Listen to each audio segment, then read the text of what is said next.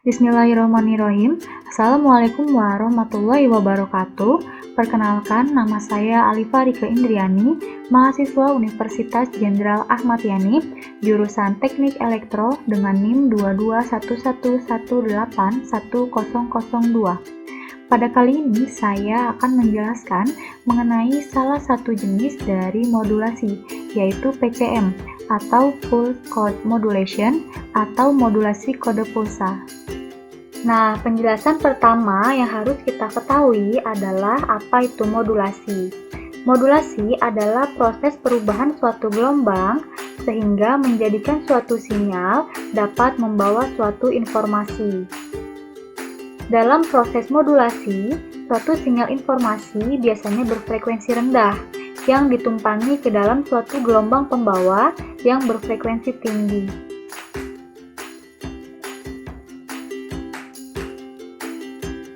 Beralih ke pembahasan selanjutnya, apakah pulse modulation atau modulasi pulsa itu? Pada modulasi pulsa, pembawa informasi berupa deretan pulsa-pulsa. Pembawa informasi yang berupa deretan pulsa-pulsa ini kemudian dimodulasi oleh sinyal informasi, sehingga parameternya berubah sesuai dengan besarnya amplitudo dari sinyal pemodulasi atau sinyal informasi. Nah, gambar berikut merupakan salah satu contoh dari PCM, Pulse Code Modulation.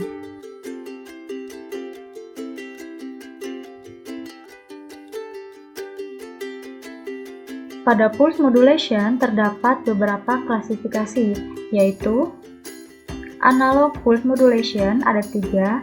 Yang pertama, Pulse Amplitude Modulation atau PAM. Yang kedua, Pulse Width Modulation atau PWM. Dan yang ketiga, Pulse Position atau PPM. Untuk Digital Pulse Modulation ada 2. Yang pertama, Pulse Code Modulation atau PCM. Dan yang kedua, ada Delta Modulation atau DM. Beralih ke pembahasan yang utamanya, yaitu PCM, Pulse Code Modulation atau modulasi kode pulsa.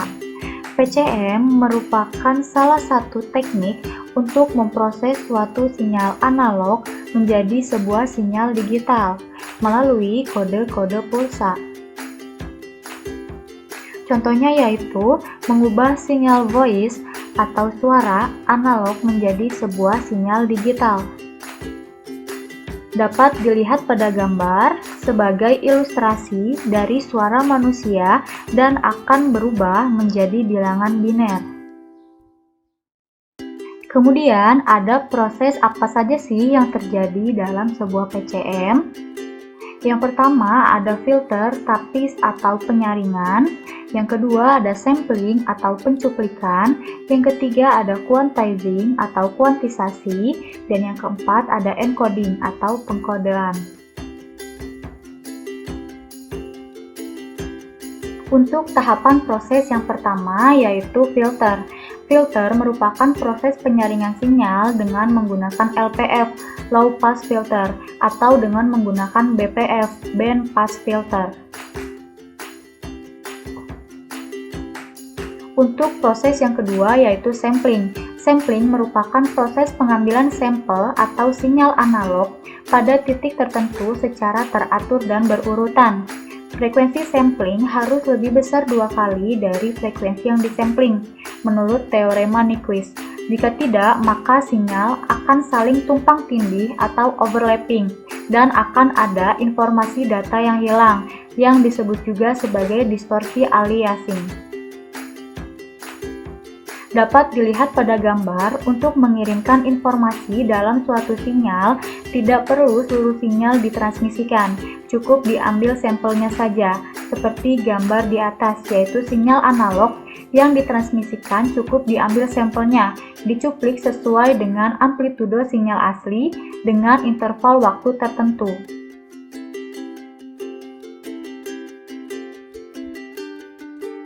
Berikutnya adalah contoh proses dari sampling atau pencuplikan, yaitu untuk telekomunikasi telepon dengan frekuensi dari sinyal bicara analog yaitu 300 sampai 3400 Hz.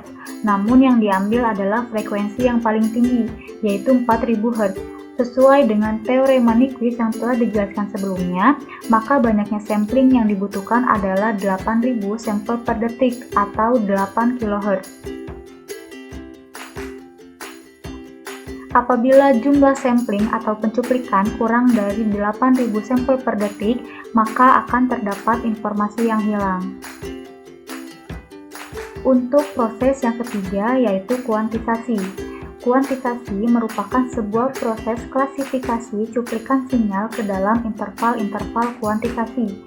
Jumlah interval kuantisasi atau level ditentukan dengan persamaan, yaitu jumlah interval atau L sama dengan 2 pangkat N, dengan N adalah jumlah bit untuk penyandian. Contohnya yaitu komunikasi telepon dengan menggunakan penyandian yang digunakan adalah 8 bit, maka jumlah interval kuantisasinya yaitu 2 pangkat N, 2 pangkat 8 sama dengan 256. Kemudian untuk besarnya interval kuantisasi juga dapat ditentukan dengan persamaan, yaitu delta V sama dengan Vmax dikurangi Vmin dibagi 2 pangkat N. Nah, gambar berikut adalah contoh dari sinyal tercuplik yang dapat dikuantisasi dengan jumlah bit sama dengan 3 atau N sama dengan 3 sehingga menghasilkan L sama dengan 8, 2 pangkat 3 sama dengan 8.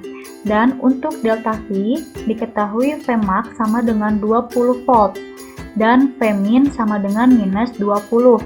Sehingga 20 dikurangi minus 20 dibagi dengan 8 menjadi 5 volt. Apa yang dimaksud dengan 5 volt? 5 volt adalah interval dari minus 20 hingga 20. Kemudian ambil contoh untuk interval dari 10 sampai 15. Terdapat nilai tengah, yaitu 12,5. Dan terdapat nilai tengah untuk semua kelas. Yang garis pink ini adalah sinyal tersampling. Kemudian ambil contoh untuk nilai 16,2. Nilai 16,2 termasuk ke dalam interval 15 dan 20. Kemudian dapat disimpulkan sinyal kuantisasi dari sinyal tercuplik 16,2 adalah 17,5. Yang diambil adalah nilai titik tengahnya dari setiap interval kelas. Begitu juga dengan yang lainnya, sama. Untuk proses yang keempat yaitu pengkodean.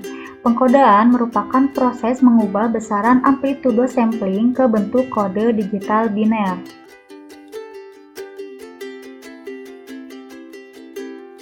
Kemudian untuk gambar berikut adalah proses mengubah sinyal tercuplik menjadi sebuah kode atau bit. Contoh sinyal tercuplik 7,5 termasuk ke dalam interval kelas 5 hingga 10. Dan dapat dilihat yaitu termasuk ke dalam kode 101. Maka dapat diubah untuk sinyal tercuplik 7,5 ini dengan kode 101. Begitu juga dengan yang lainnya, sama. Untuk penjelasan berikutnya yaitu mengenai blok diagram PCM.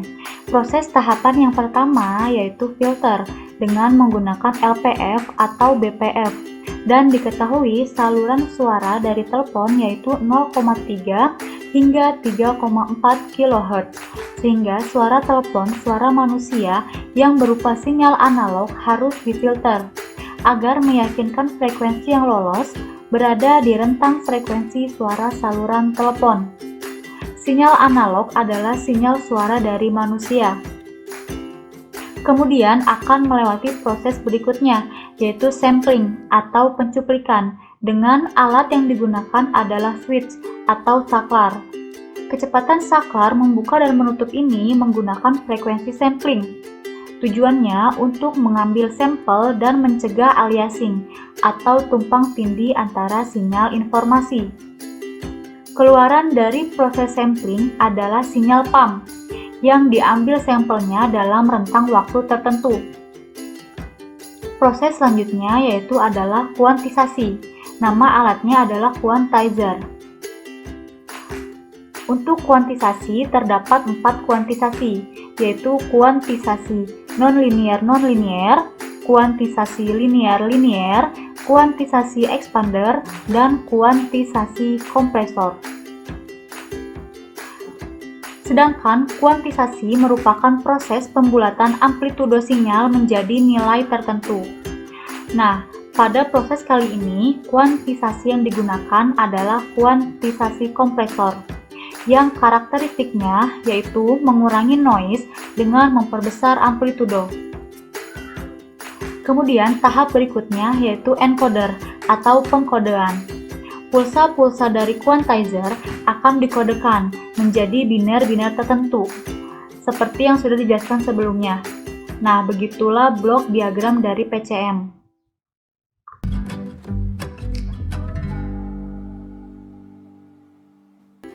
Sekian yang dapat saya sampaikan. Mohon maaf apabila terdapat kesalahan.